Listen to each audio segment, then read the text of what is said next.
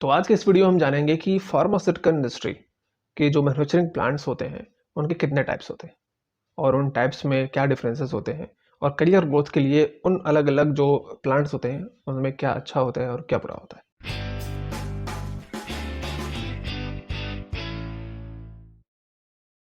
आपको ये पता होगा कि इंडिया पूरे वर्ल्ड में थर्ड पोजीशन पे है as by volume and by value 14th position पे। हमारे पास मोर देन 3000 कंपनीज है जिसके पास 10,500 से ज़्यादा मैन्युफैक्चरिंग प्लांट्स हैं, जिसमें फोर अप्रॉक्सीमेटली 546 एंड उससे प्लस ही यूएसएफडी अप्रूव प्लांट है, जो यूएस के बाद किसी भी कंट्री में सबसे ज़्यादा है। तो कहीं ना कहीं हमारे पास रिसोर्सेज, हमारे पास जो फैसिलिटीज़ है वो काफ़ी है कंपनी में, और वो डे बाय डे इंक्रीज भी हो रहा है जिस पे काम हो रहा है।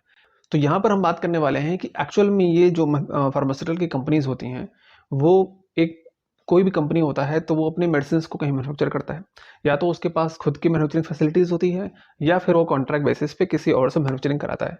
तो ये जो पूरा इकोसिस्टम है, खुद मार्केटेड बाय किसी दूसरी कंपनी से, मैन्युफैक्चर्ड बाय किसी दूसरी कंपनी से, या फिर जो डोमेस्टिक मार्केट का प्लांट है, मैन्युफैक्चरिंग प्लांट है, या फिर जो एक्सपोर्ट मार्केट का प्लांट है, या फिर जो यूएसएफडीए मार्केट का प्लांट है, उन प्लांट्स में की डिफरेंसेस क्या होते हैं, हम ये बात करने वाले हैं आज। तो सबसे पहले मैं बात करूंगा कि डोमेस्टिक मार्केट से जो टारगेट किया हुआ प्लांट होता है, मतलब वो कंपनीज जो डोमेस्टिक मतलब इंडियन मार्केट में अपने प्रोडक्ट को सेल करना चाहती हैं। तो जिनको इंडियन मार्केट में प्रोडक्ट को सेल करना है उनको ऐसे मैन्युफैक्चरिंग फैसिलिटीज चाहिए होती है जो इंडियन जीएमपी से अप्रूव्ड हो। अगर वो इंडियन जीएमपी से अप्रूव्ड है, उसके साथ साथ में पूरे वर्ल्ड में डब्ल्यूएचओ भी अपने रेगुलेशंस को अप्लाई कराता है, तो अगर वो डब्ल्यूएचओ से भी अप्रूव्ड है तो और अच्छी बात है। तो वहाँ पर वो अपने मेडिसिन की प्रोडक्शन कराता है।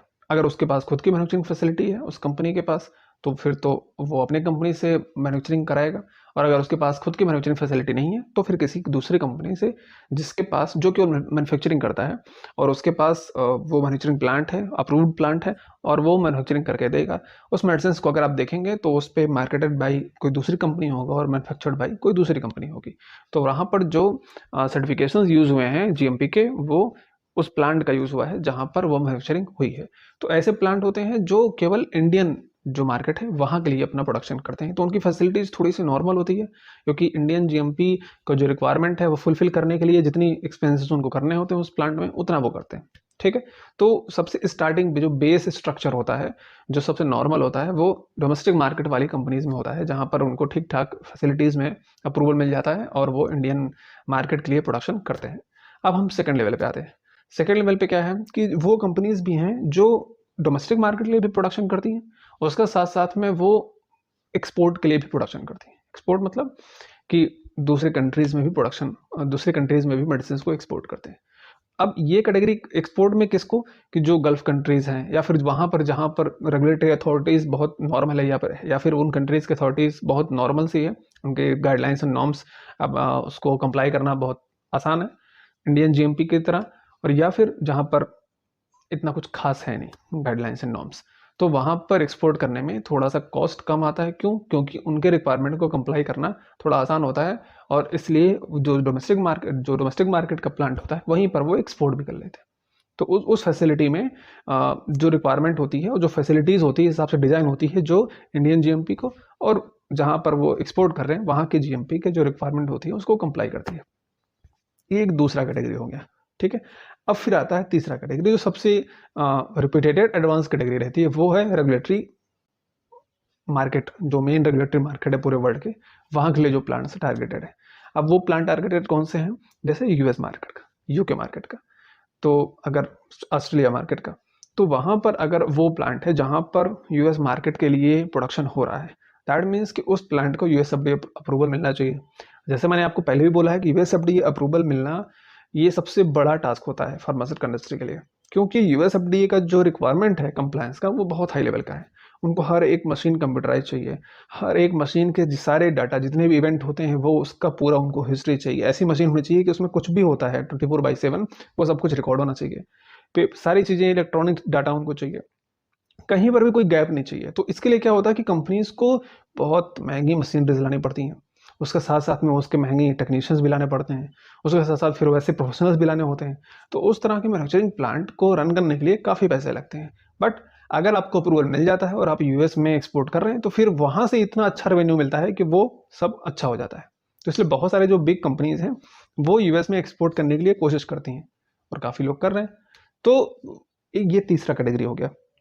तो फर्स्ट क्या हुआ डोमेस्टिक का, सेकंड जिसमें डोमेस्टिक और नॉर्मल जो कंट्रीज़ हैं वहाँ पर और रेस्ट ऑफ द वर्ल्ड बोला जाता है उनको, एंड तीसरा जो रेगुलेटरी प्लांट्स हैं, मतलब वो मार्केट के लिए जो यूएस, यूके, ऑस्ट्रेलिया, ये सब मार्केट, जापान, जहाँ पर अथॉरिटीज़, रेगुलेटरी अथॉरिटीज़ काफ़ी स्ट्रिक्ट है और उनको कंप्लायंस करना थोड़ा सा टफ होता है।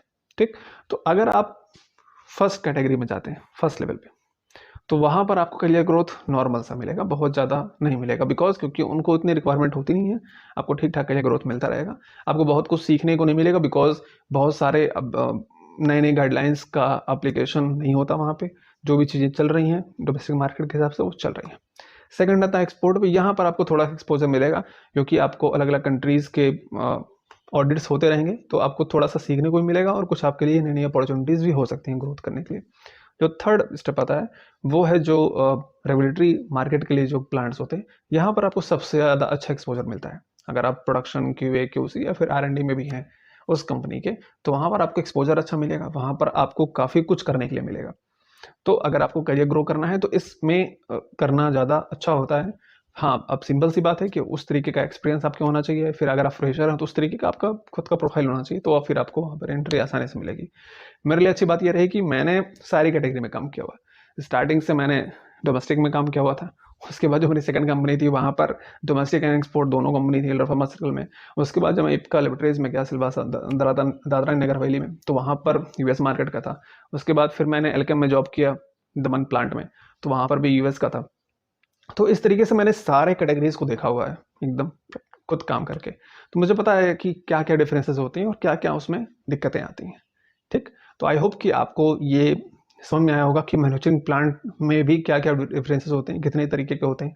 और अगर इससे रिलेटेड आपको कोई भी क्वेश्चन होगा तो आप कमेंट में हमसे पूछ सकते हैं, मैं डेफिनेटली आपको हेल्प करूँगा।